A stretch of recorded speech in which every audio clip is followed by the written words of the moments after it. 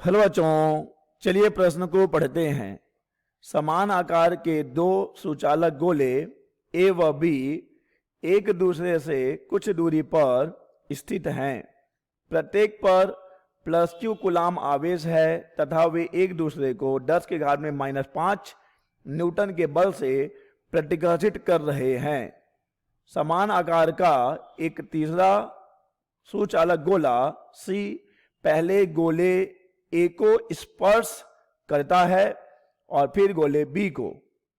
इसके पश्चात उसे गोलों ए और बी के ठीक बीच में रख दिया जाता है। गोले सी पर लगने वाले परिणामी वैद्युत बल की गणना कीजिए। चलिए सबसे पहले हम लिख लेंगे मूल अवधारणा जिस पर कि यह प्रश्न आधारित है। यह प्रश्न आधारित है कूलाम के नियम पर। कूलाम का नियम बच्चों क्या कहता है? कूलाम का नियम, कूलाम का नियम दो बिंदु आवेशों के बीच लगने वाले स्थिर वैद्युत बल की बात करता है। मान लीजिए दो बिंदु आवेश हैं जिनके परिमाण हैं क्रमशः Q1 और Q2, तब कूलाम के नियमानुसार इन दोनों बिंदु आवेशों के बीच कार्य करने वाला स्थिर वैद्युत बल हो जाएगा 1/4 pi epsilon not Q1 Q2 बटे R का वर्ग। ये बच्चों सूत्र उस स्थिति में है जब आवेशों के बीच का माध्यम वायु या निर्वात है। अगर कोई और माध्यम होता है तब इस सूत्र में उस माध्यम के परावैद्युतांक का भाग दिया जाता है। चलिए अब हम इस नियम का प्रयोग करते हुए इस प्रश्न को हल करेंगे। प्रश्न में कहा गया है बच्चों कि समान आकार के दो सुचालक गोले ए व बी एक दूसरे से कुछ दूरी पर स्थित हैं। तो चलिए हमने बना लिया पहला गोला, हमने बना लिया दूसरा गोला।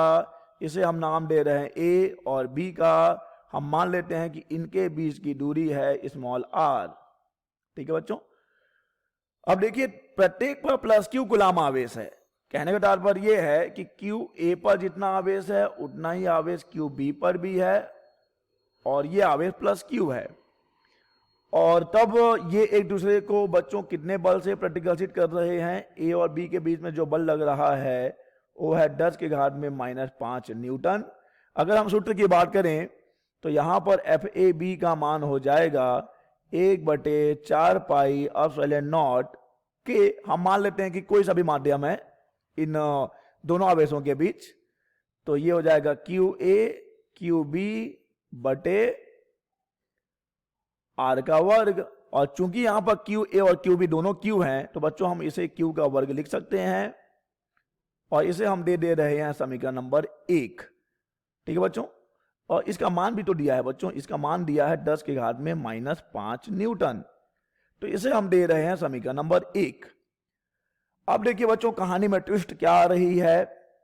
अब हमारे पास एक तीसरा गोला समान आकार का है बच्चों, यह ध्यान देना कि समान आकार का है। एक तीसरा सुचालक गोला सी पहले ए को स्पर्श कराते हैं। ठीक है, तो क्या होने वाला है?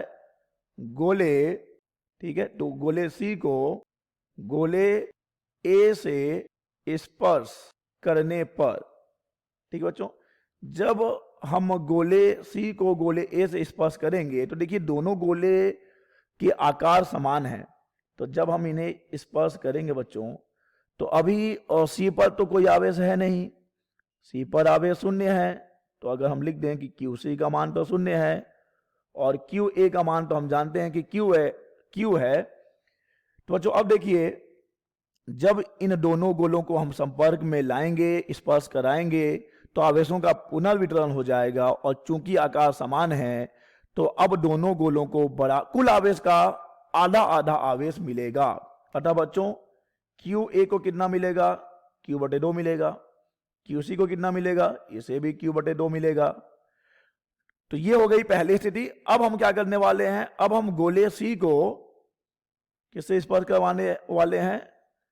गोले सी को गोले बी से स्पर्श कराने पर, तो ये रहा हमारा गोला सी, ये रहा हमारा गोला बी, सी और बी। बच्चों क्यूसी का मान कितना है, क्यूसी का मान है क्यू बटे 2, क्यूबी का भी मान है, क्यूबी का मान तो क्यू है बच्चों।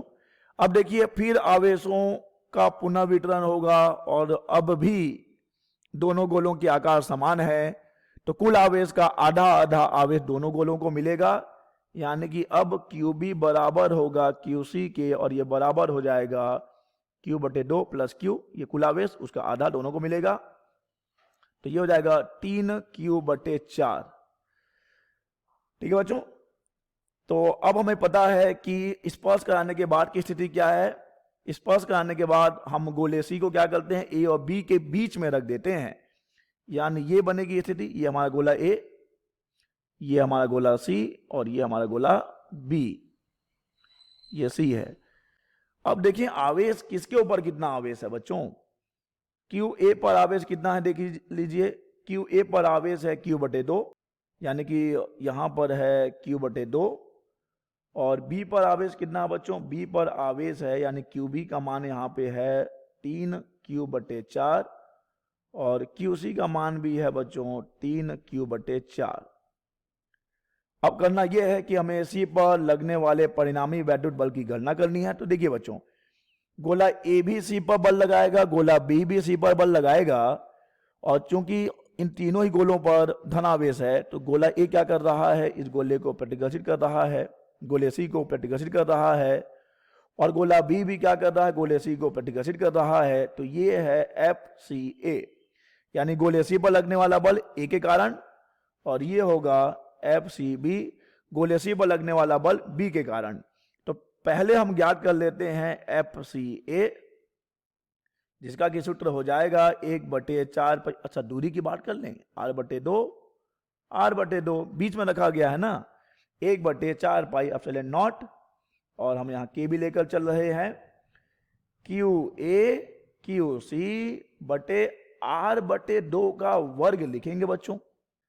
तो जब हम इसे सरल कर रहे हैं तो हमें मिल रहा है एफ सी ए बराबर, मान भी तो रखना पड़ेगा, 1/4 पाई एप्सिलॉन नॉट के, क्यू ए का मान है क्यू बटे 2, क्यू सी का मान है 3 क्यू बटे 4, और ये हो जाएगा आर का वर्ग, और ये जो 2 का वर्ग 4 है वो तो ऊपर आ जाएगा बच्चों, गुणा हो जाएगा।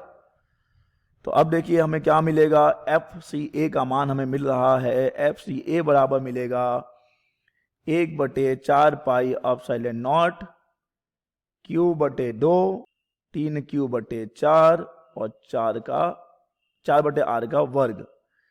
तो इसे सरल करने पे बच्चों में मिलेगा, देख लीजिए एफ सी ए बराबर मिलेगा, ये 4 और 4 कट जाएगा, 3/2 यानी कि 1.5 गुणा 1/4 पाई एप्सिलॉन नॉट, ये हो जाएगा क्यू का वर्ग बटे आर का वर्ग। अब बच्चों यहाँ पर के भी है, हमने के को मिस कर दिया था, के भी है यहाँ पर। अब देखिए बच्चों, इसका मान तो हमें मिला हुआ है पहले ही, इसका मान हमें मिला हुआ है, देखिए समीकरण नंबर 1 में, जो कि है 10 के घात में -5, तो उसे हम यहाँ पर रख देंगे, तो एफ सी ए का मान मिल जाएगा 1.5 गुणा 10 के घात में -5 न्यूटन। यह बच्चों आवेशी पर लगने वाला बल आवेश ए के कारण, और अब हम ज्ञात करेंगे आवेशी पर लगने वाला बल आवेश बी के कारण। तो इसके लिए सूत्र क्या हो जाएगा, 1/4 पाई एप्सिलॉन नॉट के क्यू बी क्यू सी भागित r/2 का वर्ग, तो ये हो गया 1/4 पाई एप्सिलॉन नॉट के, क्यू बी का मान है 3 क्यू/4, क्यू सी का भी मान है 3 क्यू/4, और ये हो जाएगा 2 दूनी 4 ऊपर आ जाएगा, और ये r का वर्ग। ठीक है बच्चों, तो यहां से 1 4 और 1 4 तो हम घटा सकते हैं, 3 × 9/4, 9/4 हमें मिलेगा 2.25, और ये हो जाएगा 1/4 पाई एप्सिलॉन नॉट के क्यू का वर्ग आर का वर्ग एफ सी बी। तो इसका भी मान तो हमें मिला हुआ है बच्चों समीकरण 1 से। तो एफ सी बी का मान कितना आ गया, एफ सी बी का मान आ गया 2.25 गुणा 10 के घात में -5 न्यूटन। तो बच्चों अब हमने मान ज्ञात कर लिया है FCB का और FCA का, और हम देख पा रहे हैं कि FC का मान FCA से बड़ा है, तो परिणामी ज्ञात करने के लिए हम FCB में FCA को घटा देंगे। तो हम लिखते हैं परिणामी बल, गोले C पर परिणामी बल, गोले C पर परिणामी बल हो जाएगा FC बराबर FCB माइनस FCA बराबर 2.25 माइनस 1.5 और 10 के घात में -5 तो बाहर लिख देंगे हम। तो ये मिल जाएगा 0.75 गुणा 10 के घात में -5 न्यूटन। तो बच्चों ये है गोले C पर लगने वाला परिणामी बल। आशा करते हैं बच्चों आपको यह प्रश्न समझ आया होगा। धन्यवाद।